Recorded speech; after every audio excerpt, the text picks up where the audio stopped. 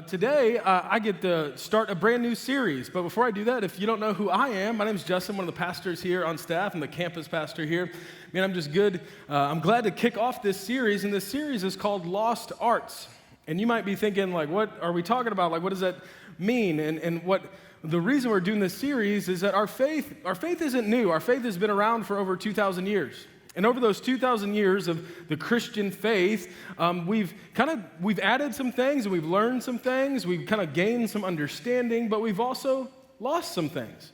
You know, if you were to ask the average Christian, like, what are some of the spiritual practices or arts of the Christian faith that lead to a vibrant faith, they would say things like Bible reading and prayer and church attendance. And all those are very good. You're doing one of them right now. I mean, that's good for your faith, but that really just scratches the surface to some practices, some arts that would lead you to a vibrant faith. And so this series is kind of pointing to some of the less practiced, some of the things that we've lost, forgotten. And today, I get to start the series with the lost art of reflection. The lost art of reflection. You know, it was just last weekend, I was hanging out with my two brothers, and we were at my older brother's house because it's 1,000,000 degrees, and he has a pool. And so I'm like, I'm going there, you know? And I don't know why, and I don't know how we kind of got on this, but we all decided to take a trip down memory lane. And we were just telling all kinds of stories from our childhood, stories from junior high, which is traumatic for everyone. We were also telling stories from high school and just different stories, but also just talking about different people. And man, I'm looking up people that we had mentioned and stories we had told. I'm like, I wonder where they are today. And I'm kind of looking for them. And it was just crazy at how much I had forgotten. Like, I had just forgotten about people who were like my best friends in high school. And there was stories that we told, most not church appropriate. They told those. Listen, I'm a pastor. And so they're just telling stories and reflecting, and it was just crazy how much, like, I had just forgotten. I mean, I'd forgotten, like, people who at one point were such a big part of my life. Stories that were big moments in my life that I just completely forgotten about. And I historically have a terrible memory. My wife would tell you on my gravestone will be this phrase, "Where's my wallet?" You know, like, I just have a bad memory. I lose things, and, you know, I chalk it up to multiple concussions and years of drug use. You know, like, I don't know. But I don't think, like, poor memory and just and forgetting things, I don't think that's a me thing. I think that's a humanity thing. I think it's true for every single one of us. I think it's easy to just forget big moments and big things that God has done in each of our lives. And I so believe that because in Scripture, what you'll find, if you follow the children of Israel, you'll find God had them establish certain practices and build certain things so that they wouldn't forget all that God had done in their lives. It was kind of part of their faith tradition that they would do these certain things, and they would set up these certain traditions and certain holidays, and they're all to remember certain things that God has done. In addition to that, there's kind of two things that God had them do. One was those holidays, and another one, he would have them build memorials where God did something significant, and he's like, hey, build a monument here, build a memorial here, because I want you to remember what I did for you. And specifically, if you've ever heard the term Passover, that's one of those festivals or holidays that God had the children of Israel remember, and he wanted them to practice it every year. And the reason he established that was because the children of Israel were enslaved for 400 years, and through a series of plagues and miraculous events, God sets them free, kills all the Egyptians, and sends them to a new country, a new place, and says, I'm going to give you a new land flowing with milk and honey. And he sends them out. And he says, hey, every year, because y'all are forgetful, I need you to do this Passover. And I'm thinking, like, how in the world would they forget? Like, we were enslaved for 400 years. God sends 10 plagues, parts the Red Sea. Like, how could you forget that? Like, did they do drugs too? Like, what happened? Sorry. But I'm thinking, like, how could you forget such a big thing? And what I think is their reason on why they forget is hardship. Difficulty has this way of just getting us to forget all that God has done in our past. See, if you follow the children of Israel long, they end up in a new problem and they forget how God protected them and provided for them from their old problem. And it's like they face this problem, they're like, oh my God, what are we gonna do? And they forgot to reflect, because if they would have reflected properly, they wouldn't have been so freaked out what they're facing currently. And that's true of our faith. Not only did God have them establish festivals and holidays, he also had them establish memorials. We read about one of them in Joshua chapter 4, which if you have your Bible, you can be there. We'll get to that passage later.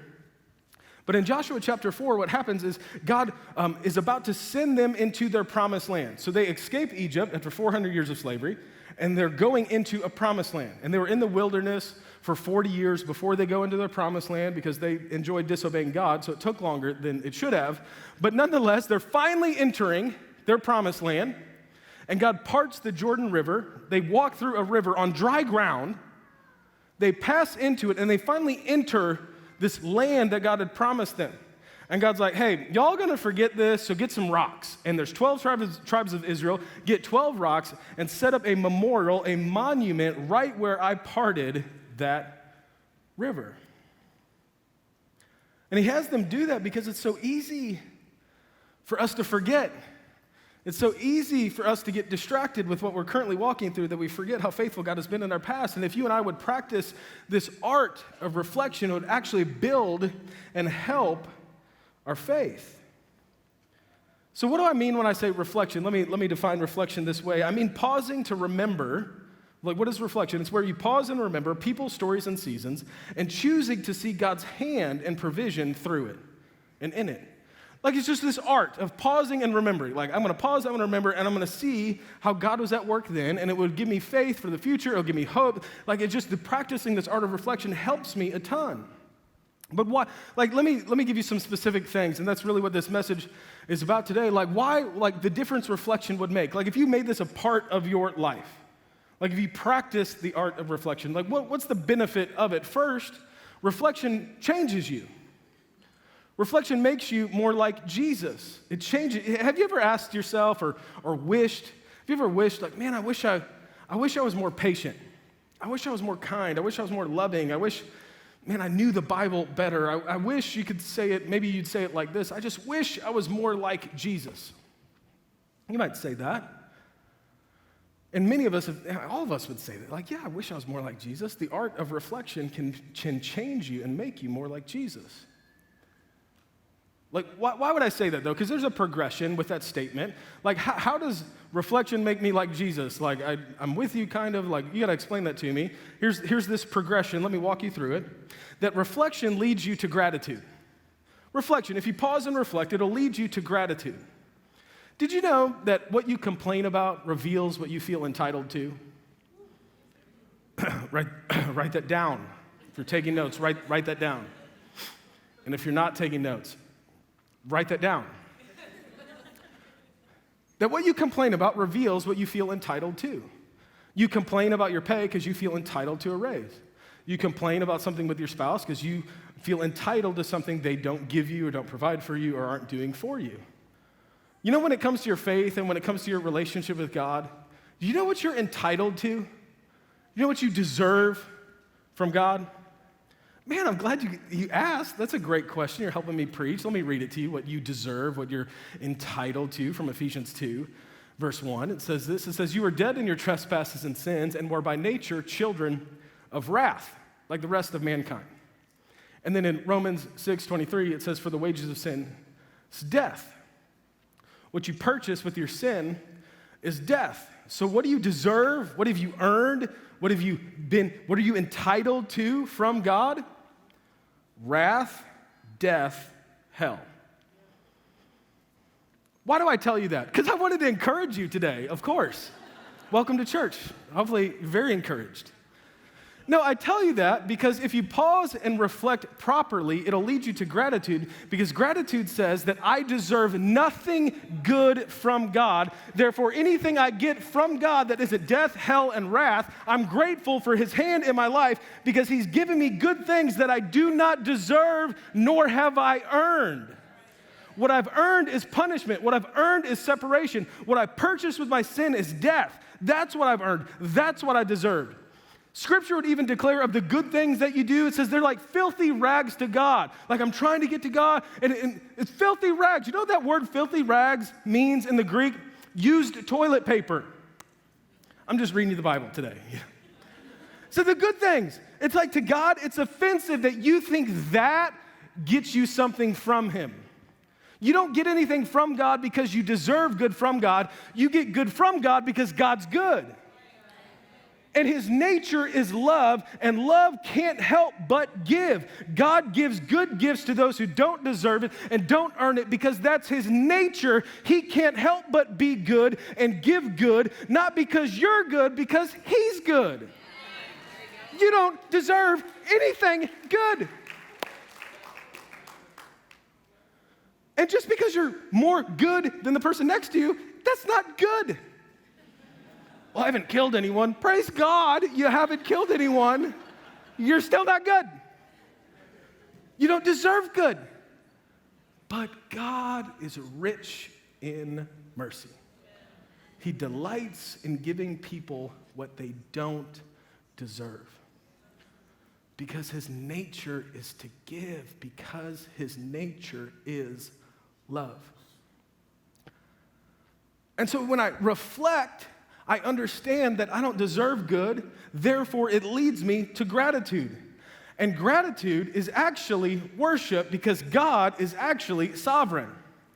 What do I mean by that? Let me unpack that for you. Why is gratitude worship? Because God is sovereign. What do I mean by God being sovereign? I mean God's in charge.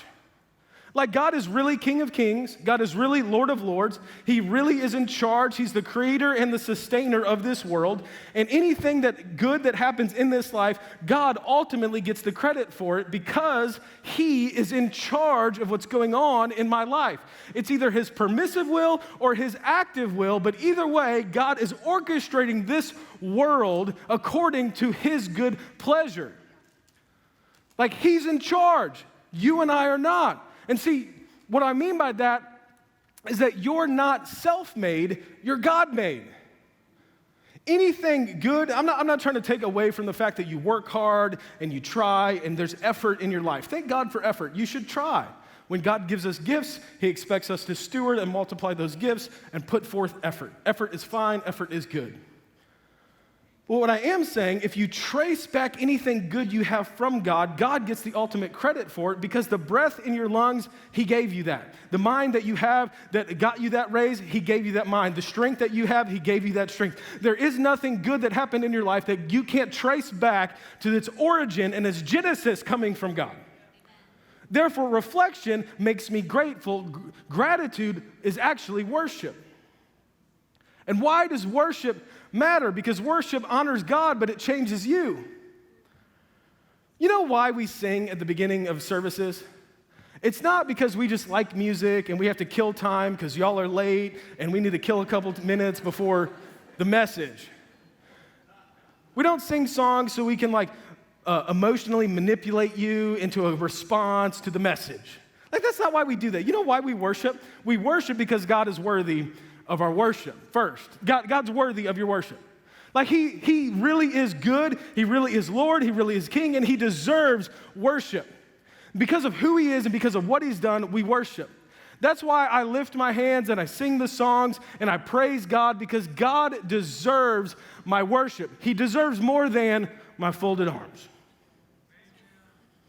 Because you're not singing my song. You know when you complain about worship, that's what you sound like. Everyone, I love you.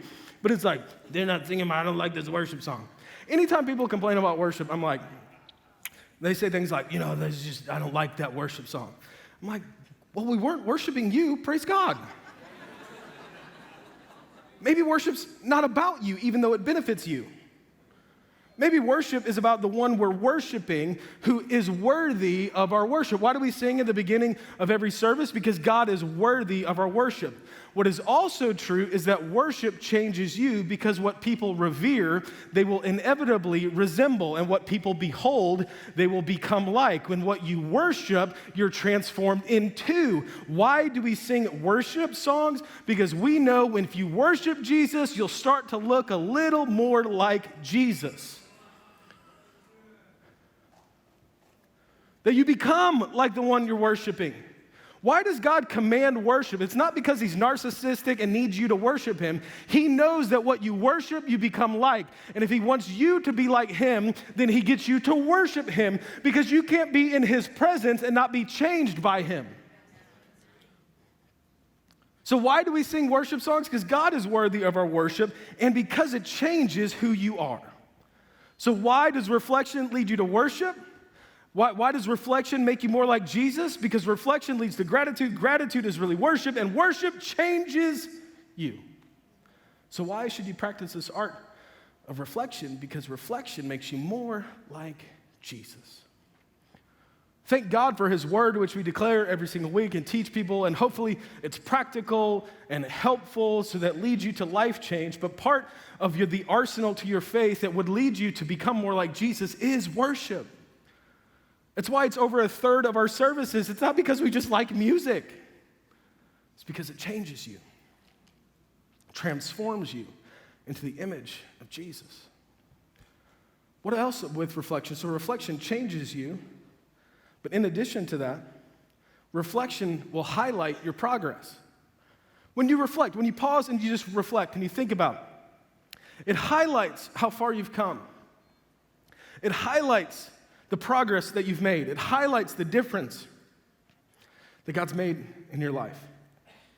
You know, last Sunday I was at lunch with a couple in our church. They're in our life group, and man, just a great couple. Their names are Ryan and Anna, and they're just a beautiful family. Like, if you were to hang out with them, you would think, probably what I think is, they're just great. Like, they're actually on the front row here, like, just love, like, I love this couple. You would think, man, their life is great, their kids are great. They have two, like, almost teenagers, and they're, like, respectful and kind, and they listen to them, and I'm like, what did you do to those children that they're, like, kind and they listen? Like, what magic spell did you do? I'm at lunch with them, I'm like, did you threaten them because you're hanging out with the pastor? I'm like, what? Teach me. Like, I don't know what you did to them kids, but I need some help, you know. But you would just hang out with them, you would think they're great. They're godly, they love, you know, they serve in church, they're in a life group, they're here all the time. Like, you would think they're just great. And you would think they've always been that way. But over lunch, we had heard like bits and pieces of their story and their journey, but we were asking them all kinds of questions, like, tell me about this, and how did that happen, and when did that, and how long have you been married, and, you know. See, what you wouldn't know about Ryan and Anna is the journey they've been on, though. See, you wouldn't know with Ryan specifically that faith was never really part of his upbringing and background.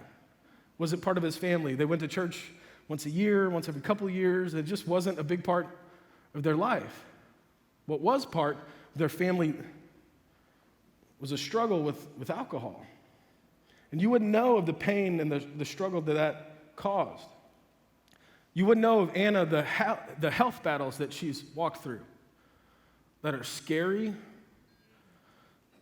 where they didn't know answers and they're pursuing help. You wouldn't know the journey that was.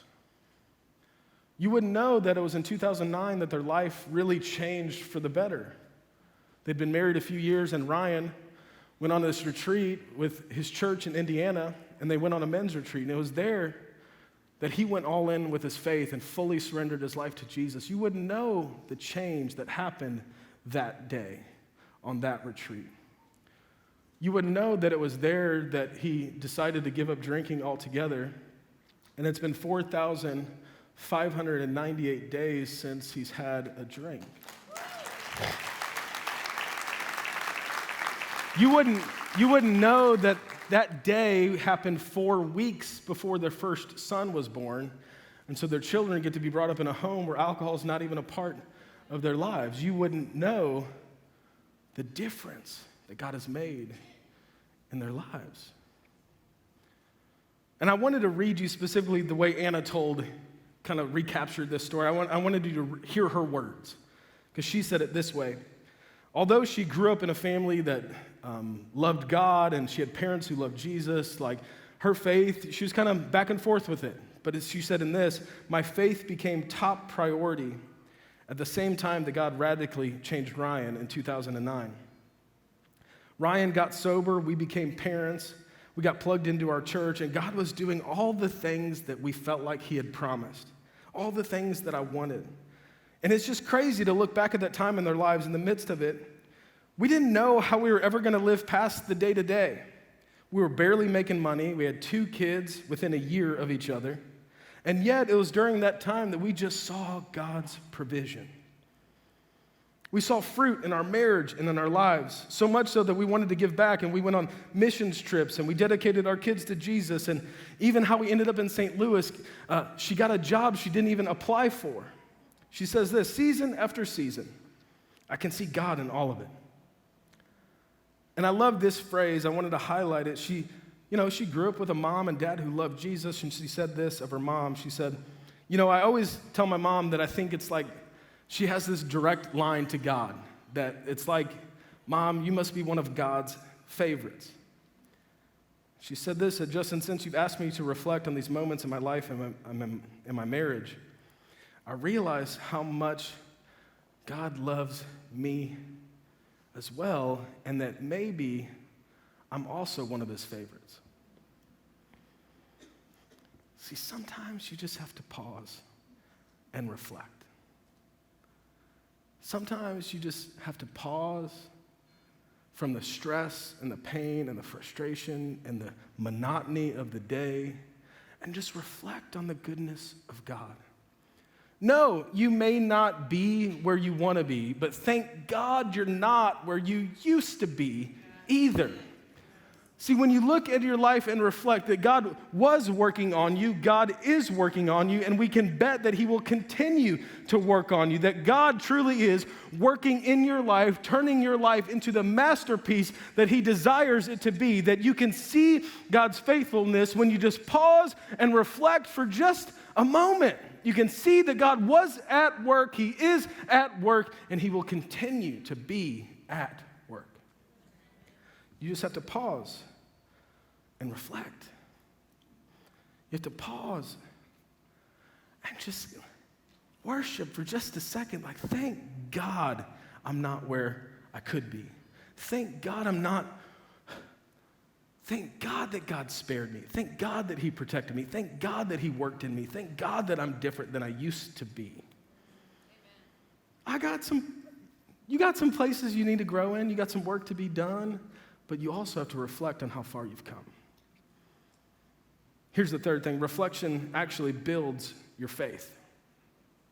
So reflection makes you like Christ. It also highlights your progress, but it also builds your faith. Why should you practice this art of reflection? Because it builds your faith. What do I mean by that? See, we have this epidemic in our world of anxiety, stress, worry. Like, it's just, I don't know if it's more than ever, but it feels like more than ever with how many people find anxiety and stress and worry just to be a part of their life. And see, what anxiety is using the present to predict the future. And what your anxiety does, it actually makes you a false prophet. It takes your current experience and prophesies a negative future. See, what reflection does, though, reflection uses your past to build faith for the future. See, reflection says that, yeah, it's easy to get discouraged about today, but if I'll just pause and remember God's faithfulness from yesterday, it'll give me faith for today. That I have to pause and I have to reflect and say, man, God has been good and God has been at work, and I believe that he's going to continue to be at work in my life. You just have to pause and reflect because it builds your faith. And you might look at me and you might hear like Justin, I don't have all these stories of God showing up in my life. When I pause and reflect, man, there's just a lot of negative. There's not a lot of good. I don't see God's hand at work in my life. I see a lot of pain in my life. I see a lot of struggle in my past. I see a lot of heartache in my past. And what I would say, Albert Einstein is, the way he said this is accurate. He said there's 2 ways to see this world. It's either that nothing is a miracle or that everything is a miracle. What do I mean by that? Like currently, right now, there are 37 septillion chemical reactions happening in your body just to keep you alive.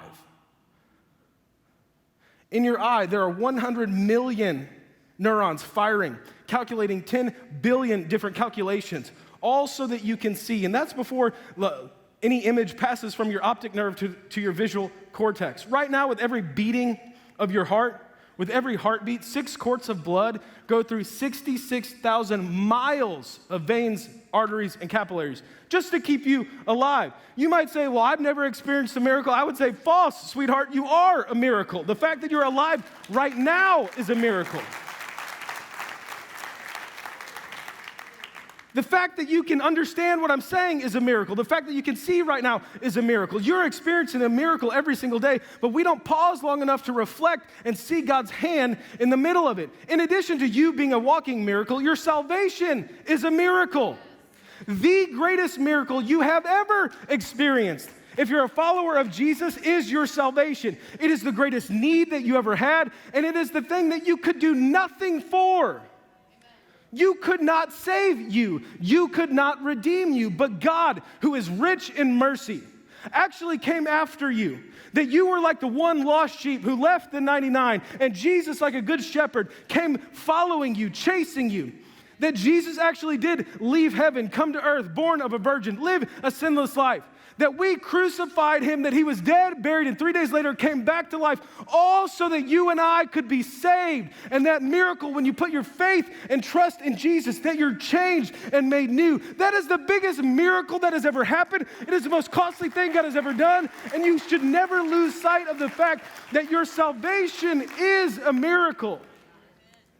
It's the biggest miracle you've ever experienced. You're a miracle. Your salvation is a miracle. And our Bible is full of miracles. It's easy to read the Bible and think these are like made-up stories and good fables and like, man, that's interesting. I wonder what that means for today. No, these are real people who had real problems, and God really showed up. That's why in 1 Corinthians 10, verse 11, it says, these things happened to them, speaking of the Bible. These things happened to them for examples for us. Why is the Bible the Bible? Because there's some people who went through some difficulty, and it's highlighting like, hey, they're an example for you. You ever been through a tough season? Man, read about them. Read about Abraham and Sarah and how they wanted children their whole life, but they were barren. And God answered their prayer, and in their old age gave them a son. You ever been through something difficult? Look at the children of Israel who are about to face annihilation, and God raises up Esther as a prophet to proclaim to the king, and he rescues the people. If you ever been through something hard, look at Daniel, who decided to pray and live his faith publicly, and he suffered consequences for it, and he was thrown in a lion's den, and God shut the mouths of the lions and protected him through it. Just pause and think about how Jesus, he was walking by a funeral one day, and there was a widow whose son had died, and Jesus stops the funeral, raises the boy back to life, gives her son back to the widow, and redeems the whole situation. Paul's in prison, and God expands his ministry. These people went through difficult things, and it was written down to you to read it and to build your faith. To encourage you, like these are real people with real struggles who went through really hard things, and God was faithful to them. That's why Scripture would declare in Hebrews 13:8 that Jesus Christ is the same yesterday, today, and forever. That's why in James 1 it would say that in Jesus, in God, is no variation or shadow due to change. That's why in Malachi 3 he says, I am the Lord and I do not change. That's why in Isaiah 55:11 he says, so is my word that comes from my mouth. It doesn't return to me void, but it accomplishes the purpose for which it was saying. That's why in Jeremiah it says that he watches over his word to perform it. When God speaks a word, you can guarantee that his name is attached to it, and God is faithful. And this Bible is written down so you can read the stories of people who went through hard things, and God showed up for them, and I bet he'll show up for you.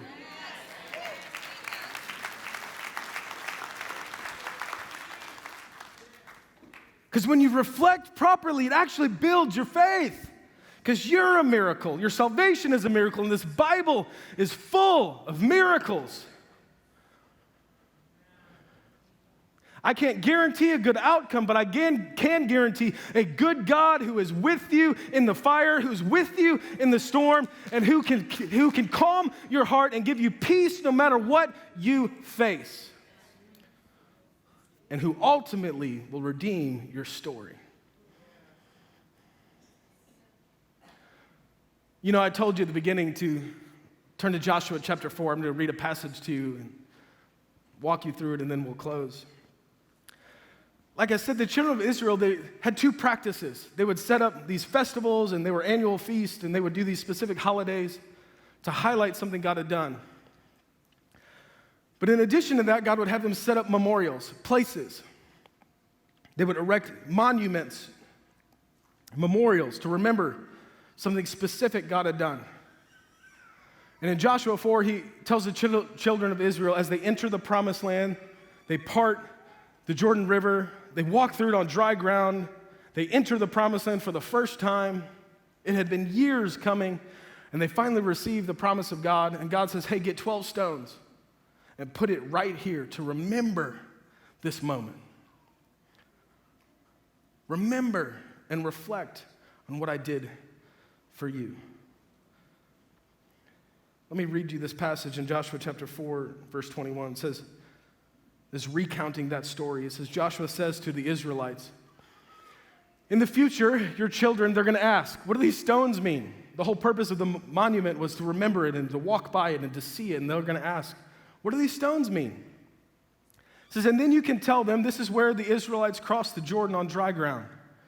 For the Lord your God dried up the river right before our eyes. And he kept it dry until you all crossed, just as he did like the Red Sea when it dried up until we all had crossed over. Then he explains why he did this. He says he did this so the nations of the earth might know that the Lord's hand is powerful, so that you might fear the Lord your God forever. What he says there, he says, I want you to set up this memorial because there's going to be some people who come after you that also need to remember how faithful I was to you. And you and I, what I'm saying with this is, we have to choose to reflect with others. Someone needs to hear your story. See, remembering your story, that's reflection. Retelling your story, it's called a testimony. That's why in Revelation 19:10 it says the testimony of Jesus is the spirit of prophecy. Let me explain this verse to you. It says the testimony of Jesus is the spirit of prophecy. When you testify to what Jesus did in your life, you prophesy or declare, man, if he did this for me, I bet he'll do it for you.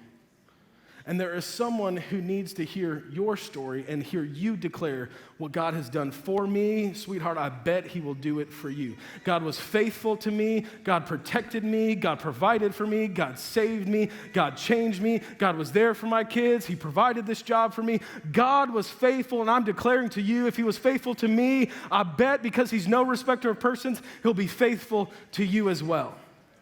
Sometimes someone else needs to hear your story. So I'm going to show you a memorial that I have. It's a place where I pause and I reflect and I remember what God's done for me and how far he's brought me and the good things that he's given me. It's a picture of a 7-Eleven. And you might look at that and be like, why in the world are you showing us a picture of a 7-Eleven? It's because I want a Slurpee. I've been talking a lot and my throat hurts. No, I'm showing you that 7-Eleven because that's a real place. And it's a place that I've set up a memorial. Because that specific 7-Eleven and that specific parking lot is about half a mile from our St. Peter's campus. And anytime I'm at our St. Peter's campus, I stop by that 7-Eleven and I have a moment with the Lord. And usually this moment is filled with a lot of tears. Usually this moment is filled with a lot of gratitude. And usually I look crazy because I'm just worshiping in the middle of a 7-Eleven parking lot. But why is that 7-Eleven my memorial? It's because you might not know this about me, but I struggled with depression as far back as I can remember. I've attempted suicide multiple times. And I was just plagued by insecurity and self-hatred. You might see me now and think I'm confident or what, I don't know what you think about me, but I just probably don't come across like that. But I actually hated who I was. For whatever reason, I just didn't like me. I was insecure, always thought I was unattractive, thought I was overweight, and I just always felt like the outsider with people. Like I was trying to fit in, I just could never really fit in, and I experienced a ton of rejection because of it, and I just didn't like me. Which led me to a 7-Eleven parking lot in 2001. And I had been partying that night, was intoxicated, and me and my girlfriend, because I didn't want to drive that night, I asked her to meet me there, and she meets me there, and we get in this huge fight, and we break up, and I thought my world had ended, and I struggled with rejection so long, and it just led me to a dark moment, and I left that argument. I sped off, got my car up to about 30, 40 miles an hour, and I drove it straight into a light pole, attempting to kill myself that day. And when I hit that pole, I blacked out for a moment. I come to, there's a hole in my windshield from my face. I jump out of my car screaming. I lay on the ground, and my eyes quickly were swollen shut. I couldn't see because there's so much glass in my eyes. And I laid on the ground, and I laid in a puddle of blood from my head to my feet. I almost died that day. And you would think after like a kind of crazy moment like that like it would snap me out of reality or snap me to like reflect and think and process and make changes. But actually that led to the 2 darkest years of my life. Still battled depression, did more drugs than I can remember, just really dark couple years. But my parents continued to pray, continued to believe God for my soul, and it was in 2003 that I finally stopped running from God, and I surrendered my life to Jesus. I was in their kitchen in Fenton, Missouri when it happened.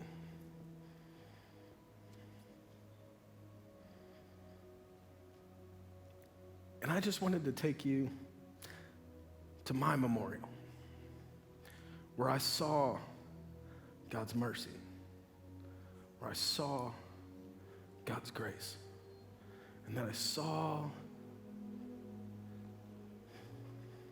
that God really is kind. He really is patient. He really does love people. He really does have good for each one of us. And what I'm saying to you, I don't know what you're going through. I hope your story is not as dramatic as mine. I hope you have a better testimony than me. I hope your testimony is, man, I grew up in church and I just love God my whole life. And man, my testimony is God's been faithful and this is what a life looks like when you love Jesus. But that's not my testimony. It's not my story. And I share my story with you to say, man, if God could spare me, and if God could redeem me, and if God could change me and let me preach half a mile from where I tried to kill myself, and that's redemption. God can redeem your story. God can save your soul. And God can work in your life. That you're not too broken, you're not too far, you're not too bad for God to step in. Because he's actually a master at taking broken things and making them beautiful things. It's actually what he's good at. So I thought there would be no better way to end today than to end with communion. Just to pause and to reflect and to think about how good God has been. Hey, what's going on, everybody? I hope you enjoyed this message you just heard. For more information and other content, go ahead and hit that subscribe button and hit that bell icon as well so you can be notified every time we upload something new on our channel. Now, while you're here, go ahead and check out past messages and other videos, and we'll see you next time.